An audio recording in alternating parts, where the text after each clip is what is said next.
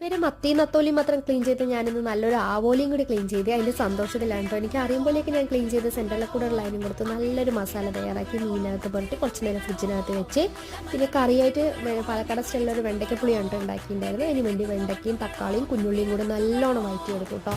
അതേ എണ്ണയ്ക്കകത്ത് തന്നെ കുറച്ച് തേങ്ങയും ഉലുവയും മുളക് പൊടിയും മല്ലിപ്പൊടിയും കൂടി നല്ലോണം വഴറ്റിയെടുത്ത് ഇത് നമുക്ക് അരപ്പിന് വേണ്ടിയിട്ടാണ്. അപ്പോൾ തേങ്ങ ബ്രൗൺ കളറാണ് വരെ വഴറ്റിയെടുത്ത ശേഷം ഞാൻ അരച്ചെടുത്ത് പിന്നെ കടുക് പൊടിച്ച ശേഷം ഈ വഴറ്റി വെച്ച വെണ്ടയ്ക്കയും കൂടെ ഇട്ട് കൊടുത്ത് കുറച്ച് മഞ്ഞൾപ്പൊടി ഉപ്പും ചേർത്ത് വീണ്ടും വഴറ്റി കൊടുത്തു. അപ്പോഴേക്കും നമ്മൾ അരപ്പ് റെഡി ആയിട്ടുണ്ടായിരുന്നു. അരപ്പും ചേർത്ത് കുറച്ച് പുളിവെള്ളം കൂടെ ചേർത്ത് കൊടുത്തപ്പോൾ നമ്മൾ പാലക്കാട് സ്റ്റൈൽ അടിപൊളി കുറുകിയ വെണ്ടയ്ക്കപ്പുളി റെഡി ആക്കിയിട്ട് അപ്പോഴേക്കും മീൻ സെറ്റ് ആയിട്ടുണ്ടായിരുന്നു കേട്ടോ. പിന്നെ മീനും പൊരിച്ചെടുത്ത് കുറച്ച് കറിവേപ്പിലയൊക്കെ ചേർത്തിട്ട് അപ്പോഴേക്കും നമ്മുടെ ചോറ് റെഡി ആയിട്ടുണ്ടായിരുന്നു. എനിക്ക് ചോറ് ഊറ്റാൻ അറിയില്ല കേട്ടോ. പിന്നെ ഇങ്ങനെയാണ് ചെയ്യാറ്. അങ്ങനെ ചൂട് ചോറിന് വെണ്ടയ്ക്കപ്പുളി വെച്ച് കുറച്ച് അച്ചാറും നമ്മുടെ മീൻ പൊരിച്ചതും കൂടി ആയിരുന്നു കേട്ടോ നമുക്ക് വെച്ചോളൂ. അപ്പോൾ നിങ്ങൾക്ക് ഇഷ്ടപ്പെട്ട ഒരു ലൈക്ക് കൊടുത്തരണേ.